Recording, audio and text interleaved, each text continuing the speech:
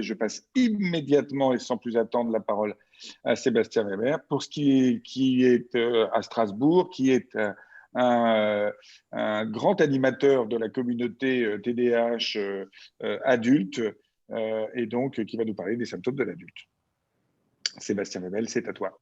Merci, merci Olivier. Alors merci Nathalie d'avoir fait une super présentation, comme ça monte le niveau et je vais devoir assurer.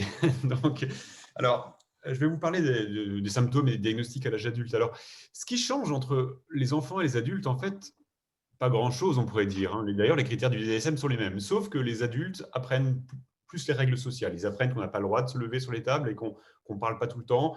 Ils apprennent que c'est à eux de gagner leur vie, alors que quand on est enfant, on oublie un peu. Donc, c'est ça qui change. Et aussi, chez les enfants, on a souvent une vie qui est beaucoup plus standardisée. École, pour la plupart des enfants quand même, mais chez les adultes, c'est souvent bien plus variable. Et c'est pour ça qu'on a une expression des symptômes qui peut être très, très différente entre un adulte et un autre. Alors, je ne vais pas vous refaire une liste des symptômes parce que finalement, ça serait peut-être un peu fastidieux. Hop, je n'arrive pas à passer média. Voilà. Mais déjà, pour vous dire que TDAH, enfin, on utilise le même terme chez l'adulte, hein, le terme est assez mal choisi parce qu'un déficit d'attention, enfin, Nathalie a déjà touché du doigt le sujet, c'est que en fait, ce n'est pas vraiment un déficit d'attention, j'y reviendrai. Et l'hyperactivité, de la même façon, ce n'est pas toujours de l'hyperactivité, hein. Donc, je vais utiliser des images. En fait, ce n'est pas moi qui les ai inventées, c'est les patients qui me racontent. Alors, je vous ai en montré quelques-unes, alors que j'ai essayé d'illustrer par un PowerPoint.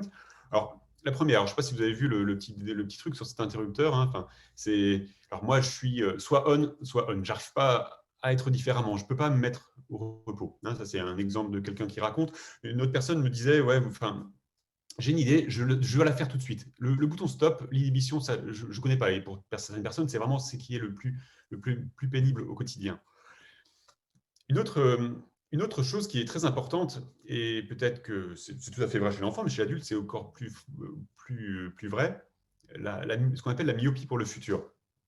Je vois ce qui est important maintenant, ce que j'ai envie maintenant, ce qui me fait plaisir maintenant, ça clignote, ça saute aux yeux. Alors, ce qui vient plus tard, l'anticipation du futur, la possibilité d'imaginer qu'une récompense prenne un peu de temps pour arriver, eh ben, c'est beaucoup plus flou et difficilement accessible pour les personnes avec un TDAH.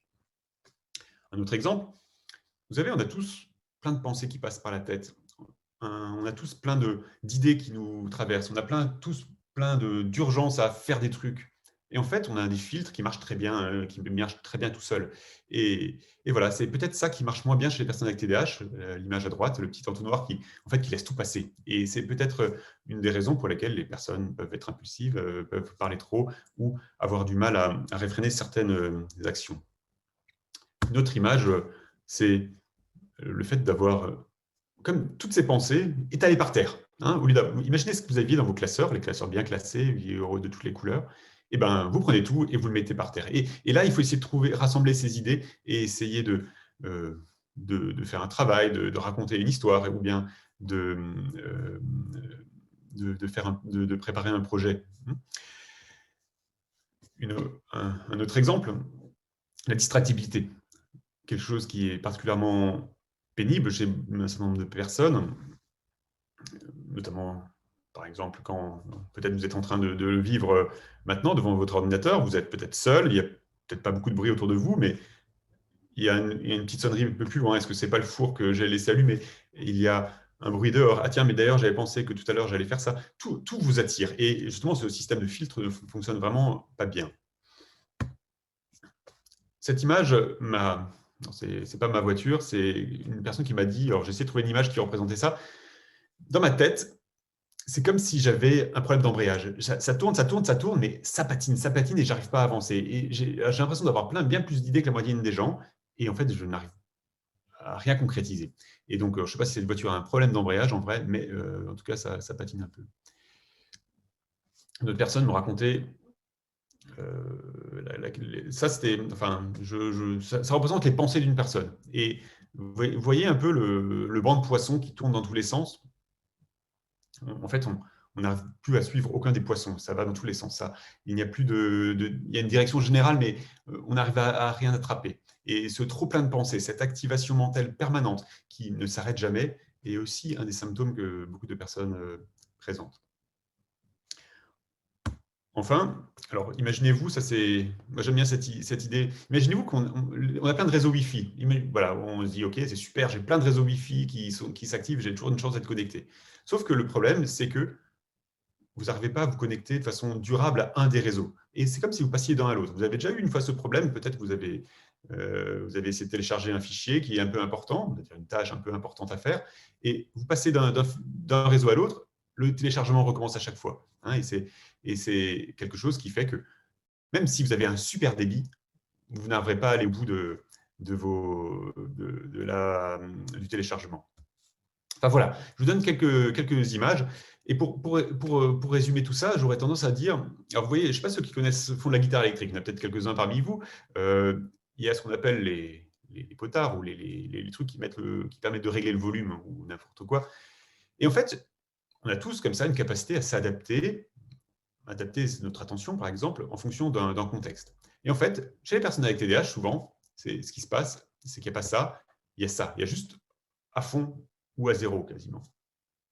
Et ça se passe pour l'attention, mais aussi pour la motivation et aussi pour la régulation des émotions. Je simplifie un peu, ce n'est pas comme ça que ça se passe dans le cerveau exactement, mais c'est comme ça qu'on peut comprendre les symptômes. Et par exemple, pour l'attention et tout ce qui est cognition, les personnes sont particulièrement distractibles par les pensées intérieures, les stimuli extérieurs, du mal à se concentrer, mais à l'inverse, une capacité d'hyperfocalisation qui peut parfois être un problème. Hein, dans un jeu, dans une activité, on n'arrive plus à les sortir au point où des choses qui seraient importantes passent à côté. Ça peut être utile avec une certaine créativité, une énergie, mais ça peut poser problème également. De la même façon, la motivation, avec une aversion parfois terrible pour la routine, du mal à finir les choses, du mal à se mettre en route, avec à l'inverse parfois une espèce d'enthousiasme, d'énergie, le fait de foncer, alors que peut-être qu'il faudrait prendre un peu de recul ou de distance avec certaines choses ça peut conduire à des problèmes. Et aussi cette sensibilité à la nouveauté, sensibilité à la récompense, à l'encouragement, qui peut parfois être exacerbé. Enfin, le on-off avec les émotions, des émotions qui sont souvent vives, avec parfois aussi une impulsivité, une sensibilité majeure au rejet ou à la critique, avec à l'inverse des moments de passage à la vide où il n'y a plus rien, plus de motivation, quasiment un état dépressif ou de léthargie. Et on retrouve souvent des fortes fluctuations de l'humeur chez les adultes avec TDAH. Voilà. Alors, je fais un petit détour parce que c'est une critique qui est souvent faite, alors que ce ne sera pas celle qui sera faite ici dans l'Assemblée générale, mais est-ce que c'est une invention de notre société, le TDAH? Alors, il y a peut-être quelques faits à rappeler. Alors, effectivement, aujourd'hui, notre attention est en permanence capturée par plein de choses. Et je prends l'exemple par exemple, des emails, des réseaux sociaux. Alors, les emails, c'est une invention terrible pour capturer l'attention, parce que tout est mis sous le même niveau et on en reçoit tout le temps, et avec des notifications. Ensuite, notre attention est devenue une valeur marchande. Alors, je ne vais pas développer ça, mais vous savez que tout ce qu'on regarde sur Internet, tout ce qu'on voilà, a un prix plus que la valeur que ça a.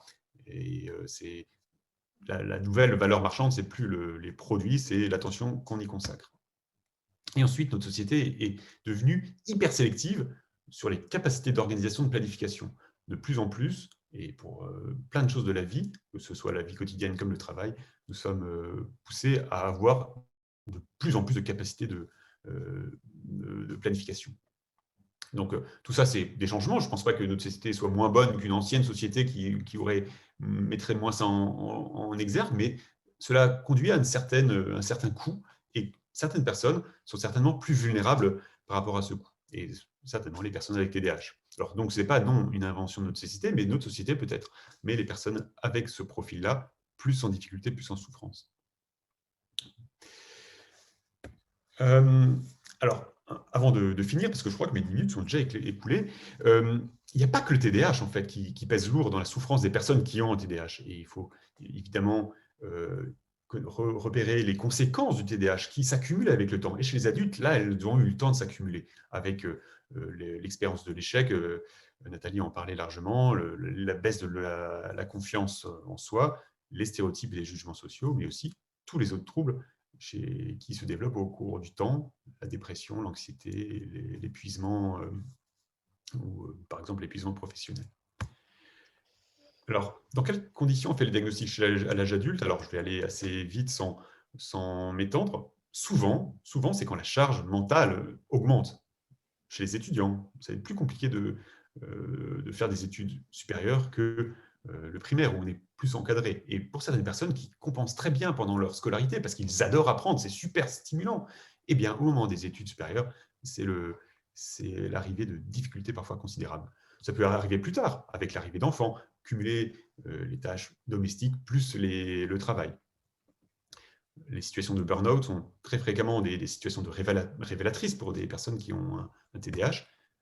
L'anxiété, la dépression, et ça souvent quand il y a des symptômes résiduels ou une résistance au traitement, les personnes vont un peu mieux sur la dépression, elles ont été un peu épuisées par X circonstances, mais elles n'arrivent jamais à récupérer complètement, et c'est parfois l'occasion de poser le diagnostic de TDAH. Ensuite, les addictions, on en parlera peut-être un peu dans cet âgé. Et souvent, ça, je crois que je ne vous apprends rien, le TDAH chez un enfant pousse les parents à se poser plus de questions. Ensuite, plein d'autres troubles aussi peuvent être des raisons de faire un diagnostic parce que ça ne ressemble pas forcément. Les gens ne connaissent pas un TDAH. La plupart des médecins ne savent pas ce que c'est qu'un TDAH. Et parfois, il y a une errance diagnostique avec des problèmes de sommeil, de fatigue. Les personnes consultent des neurologues. Et enfin, la question de la du relais entre la prise en charge ado et adulte. Et là, je pense qu'il y a encore des efforts énormes à faire, avec finalement très peu d'adolescents qui arrivent à avoir une transition vers la prise en charge après la prise en charge pédopsychiatrique qui soit très, très simple, pour plein de raisons. Pas que l'organisation de soins, mais aussi parce que à l'adolescence, plein de choses sont remises en question, et aussi les diagnostics. Voilà, je voulais parler du diagnostic, mais je crois que je vais aller très vite. En gros, c'est un diagnostic clinique, c'est l'entretien avec un psychiatre spécialiste qui va poser le diagnostic, et tout le reste n'est que du complément. Je ne vais pas faire plus long pour laisser le temps pour la suite. Voilà.